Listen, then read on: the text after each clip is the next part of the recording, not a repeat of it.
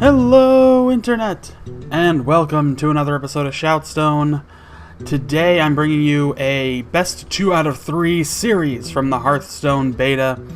It is going to be Viper versus Matticus, winner take all, and this is recorded from Viper's perspective, but I wanted to share this game with you all, or the series I should say, over the next few days, in between episodes of Arena Time, so let's not waste any time. Let's get right into it. It is Uther versus Thrall. Indeed, Uther versus Thrall. That is our matchup today. Viper playing the part of Uther the Paladin, and Matticus playing the part of Thrall the Shaman.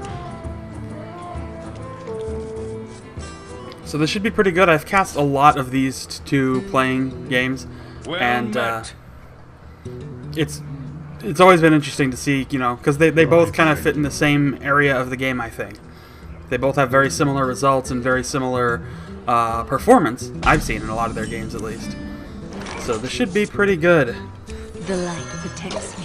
Ardent Squire, very useful 1/1 minion, because it has Divine Shield, so for 1 drop that thing will at least survive for a little while, and probably rack up a couple points of damage, or take out something useful. It won't be able to really do much to that totem, but at least it's there. Alright, it's getting buffed up with Blessing of Wisdom. That's going to make it a nice little card battery. It basically just attacked that totem despite the fact that it knew it wouldn't deal any damage. It's just there to, you know, draw cards. So this is going to allow Viper to have a pretty sizable hand as he goes forward. Feral Spirit being played, 2/3 Wolves with Taunt now on the field.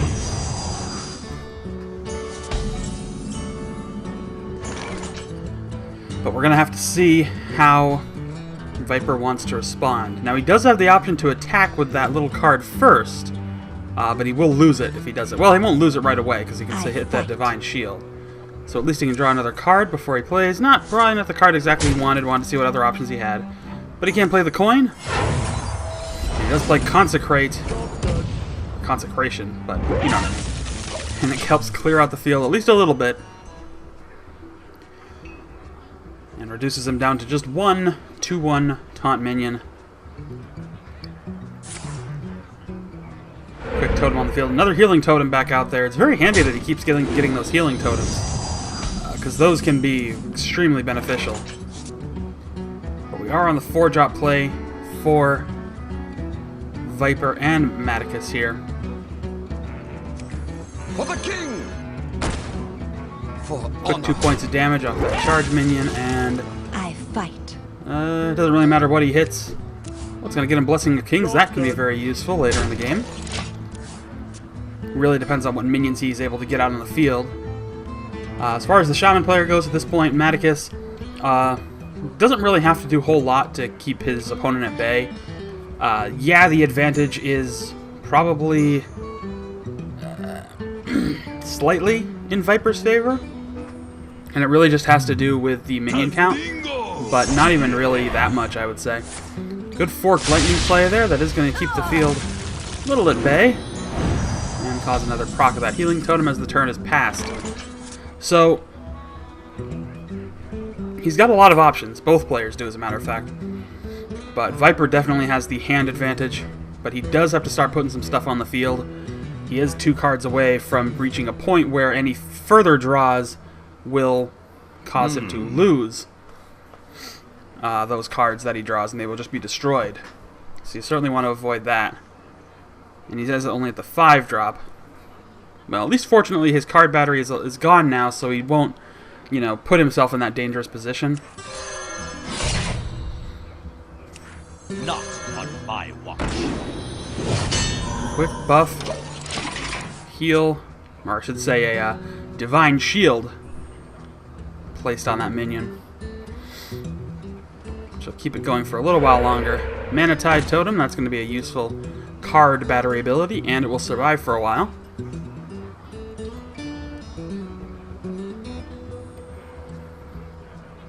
Because as it stands right now... Alright, well, yeah, he could still take out the Sinjin Shield Master. Well, he could have. Right now, he's not going to be able to do that. Depends on what else he gets. That True Silver Champion can come in very handy later in the game if he needs it to replenish health. Right now, his Sword of Justice will have to suffice.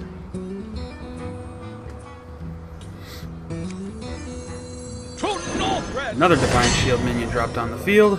He will use that to take out the minion, clear out the healing totem. So things are looking pretty good so far. Still, as it stands right now, yeah, again, it's a very even game. I really can't put the advantage to either player at this point. You know, the card advantage is definitely on Matticus' side. The minion advantage is definitely on Viper's side, but only slightly. I'm dropping Azure Drake. That will get him an extra card, and it will give a Spell Power Battle Cry. Or, sorry, just a Spell Power passive.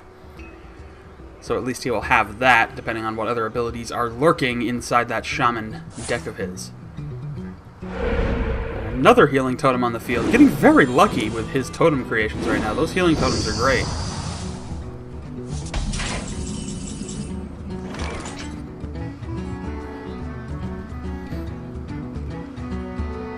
But we will have to see what he wants to do.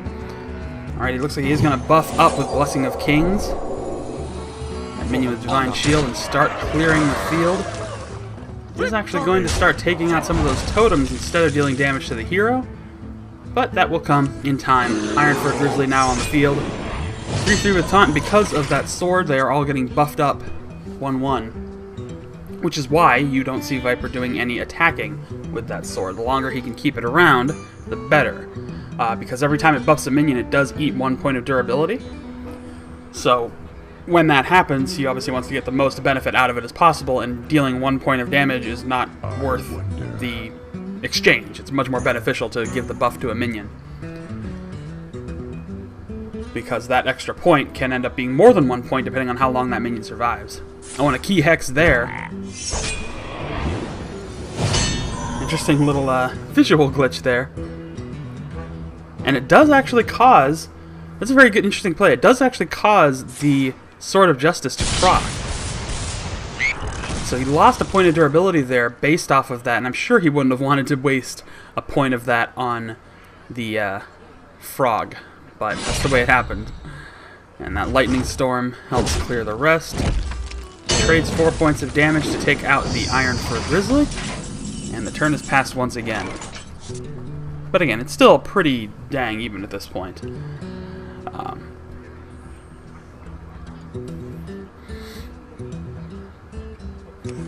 Quick secret goes into play. A couple secrets go into play at that point. I did see Repentance, which means that the next minion that goes out there, its health will be reduced to 1. Hopefully that works out well for him. Alright, some incoming damage now, finally being dealt to Matticus. And the advantage now securely in Viper's favor, despite the card advantage definitely being in Viper's favor. Oh, and a great play for the secret. He drops the Twilight Drake and the Repentance procs, and that will reduce the HP of that minion to 1. A very key play, and couldn't come at a better time. He's going to drop Forked Lightning. Strikes pretty well, takes 1 minion out of play. At least the one that counted, so thankfully it forked the right way, I guess. But at this point, he could use that Murloc to take the Azure Drake out of action and nullify that dangerous 7 points of damage before it can really do anything. That's precisely what he's going to do. Still has that minion with taunt out on the field. Could equip that True Silver Champion, start dealing some damage directly to Thrall, and really start taking things down. He's going to play that Jungle Panther, and that will cause a Knife Juggler to proc. Here comes the attack. Damage being dealt. Matticus is certainly on the back foot now. However, Viper is in top draw, so he's going to have to play what he gets. But he still has a pretty sturdy hand. Another Feral Spirit. Couldn't have come at a better time. Another 2/3 minions. And another Matitine Totem. But it looks like Thrall Oh, he's going to try to attack, but that is going to proc Noble Sacrifice, which is going to summon a 2/1 Defender as the new target, and it's going to cause Knife Juggler to proc. The second little visual for the secret there is just another one of those lovely visual glitches that happens in this game. Quick Earth Shock to silence that Knife Juggler. Pretty good idea to get that thing quiet. Reckless Rocketeer, that can be very handy to start dealing some damage, but he does have to clear out those wolves. Get them out of the way. And unfortunately, well, he can eat the yeah, he's gonna eat a couple points of damage, well worth it.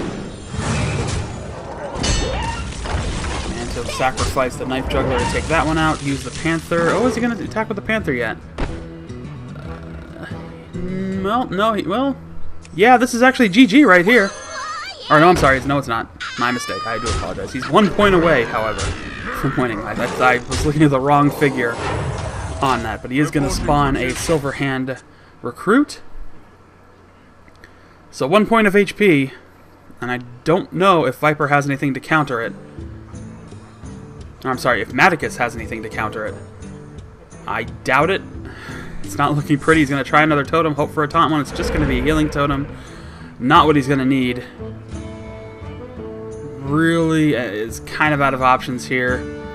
A lot of his mana is kind of caught up in Overload still, which is preventing him from really playing some big key cards. He may not have very much as far as key cards go, but he may just have to say GG on this game if he can't come up with something to reduce or deflect this incoming damage.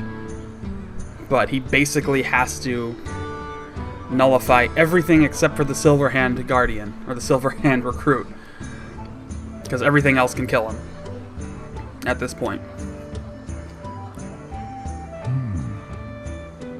Alright, he's going to drop Defender of Argus. That is a very key play. That's going to help deflect some of it, but not all of it.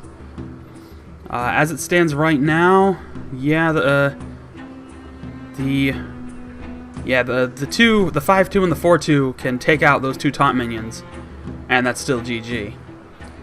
So he is kind of stuck at a point where if he doesn't have any suitable options at this point, he's just going to have to, sacrifice himself and move on to the next game. But it looks like, based off the hesitation, that he really doesn't have any decent options left. I mean, literally all that Viper has to do on this next turn, if Matticus doesn't concede, is attack. Oh, wait. He's weighing his options. That little card is floating there, and I'm kind of eager to see what it's going to be.